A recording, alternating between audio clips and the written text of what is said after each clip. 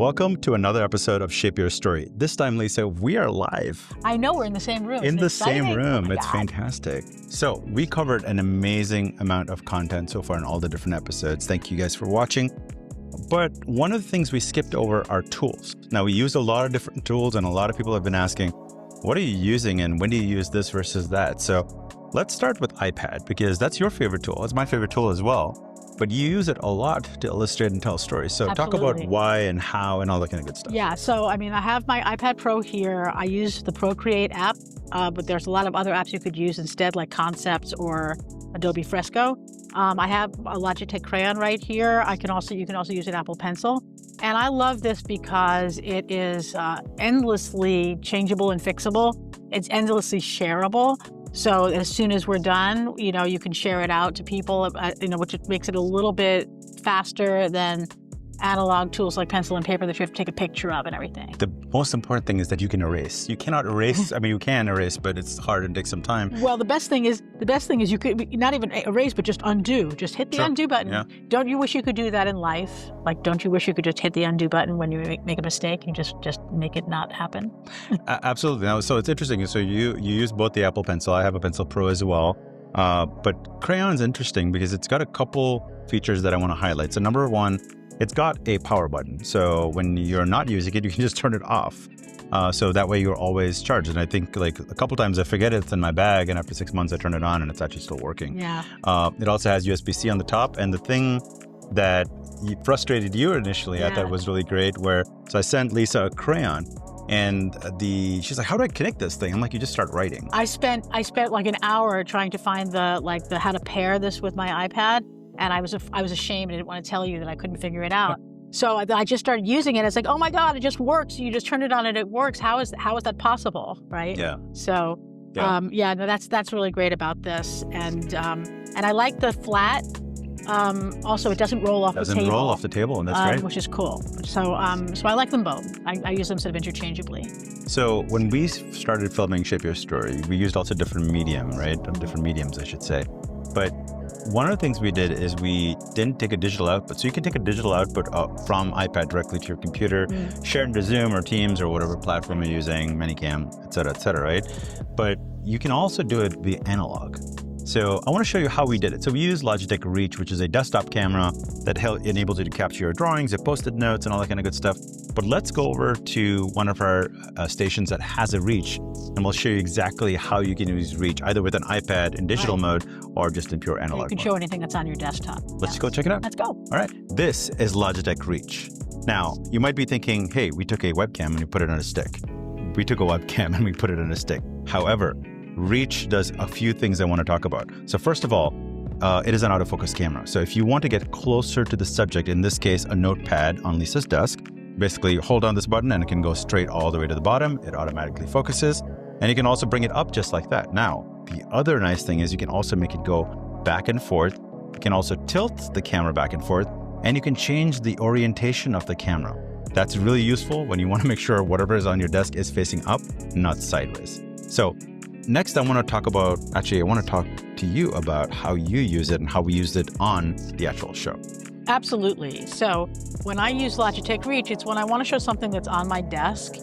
And it can be just a piece of paper like this, Post-it notes and things like that. And as Nathan said, if the things aren't straight, you can actually just swivel the camera to make them straight. You see, like this is all crooked on my desk, but the camera makes it straight.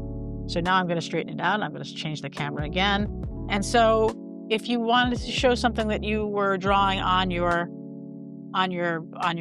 desk, you could just start. Remember our star people that we did early in some of the earlier episodes? That's where you make a star, and then you just make the top part a circle, and you can make the points do different things.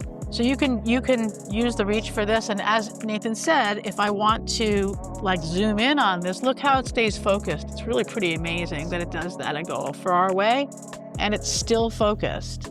I think that's just really great. So you could be, doing things with Post-it notes, there's an excited person, actually maybe kind of like a evil person, and here's more of a panicked person. and okay, let's have one who's actually really happy. There's a happy person. But I can go up and down, and it looks just as good when I get close, really close. Look, it stays focused. It's really incredible that you can do that. So you can emphasize things that way. And so if I'm in a Zoom meeting or something, I just basically switch to this camera instead of my face. And you can do the same thing when you're trying to illustrate a point that you're trying to make. Now, if you're not using paper, you can do the same thing with an iPad. So it's still down on my desk, but we're showing the iPad instead of paper. So we talked about things like circles and all the different things that you could make with circles, and the different meanings that those things could have, like the sun, like the world, like a balloon, like kind of a lifesaver thing. I'm starting to remember it. Like a pizza. I don't know. I'm now beginning to run out of ideas. Like an everything bagel. Okay, some of these things have more utility in work than others, and this is kind of like free breakfast today. This is like party at the end of the day. This is either logistics or travel or climate or peace or a million other things, and this could be vacation. See where my head is at. Or it could be solar power, or it could be optimism, or it could be daytime, so there are lots of different things you can do with these different shapes. But we talked about that a lot. And you can see, using the reach, what's nice about this, because I sometimes like to project my iPad into a meeting, but then what you see is, the images coming on by themselves. And a lot of people really want to see a person making marks on the paper. That's a baseball, kind of sort of baseball.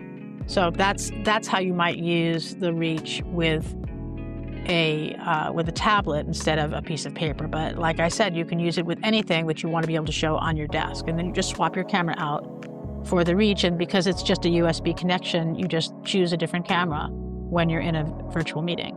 All right, so we just showed Reach. Reach is a fantastic document camera, but I wanted to show you two other options that we have. So we've also implemented something called show mode into two webcams, the Brio 505 that's up here, which is the 1080p camera, and then the Brio 705, which is a 4K camera. So obviously the optics on this are much, much better.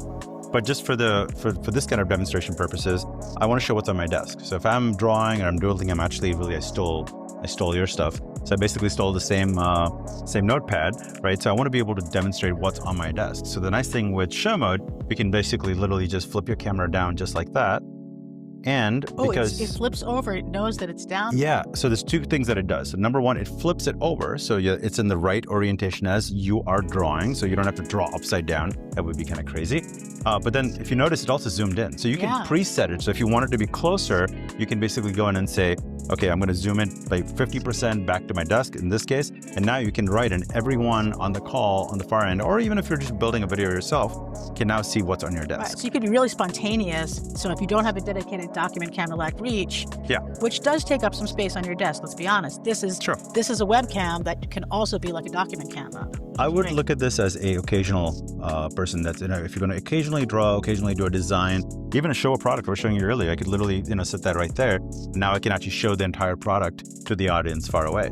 So there's lots of great use cases for this, but if you want something that's dedicated, you're drawing a lot, if you're illustrating a lot, then Reach obviously gives you a lot better options in terms of stability, quality control, and then the ability to pivot. So just wanted to make sure everyone saw the Brio 505 from Logitech, as well as the 705, which is the 4K option. And there you have it, folks. There are so many different tools you can use, from the iPad to even analog with the Reach, being able to zoom in on content that's actually on your desk, be it an iPad, be it a notepad, be it Post-it notes.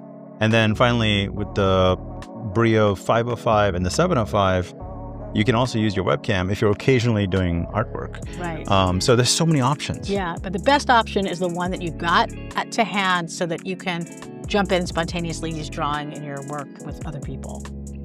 So with that's another episode of Shape Your Story. Thank you so much for watching. If you have any questions, please please add into the comments and we'd be happy to answer them.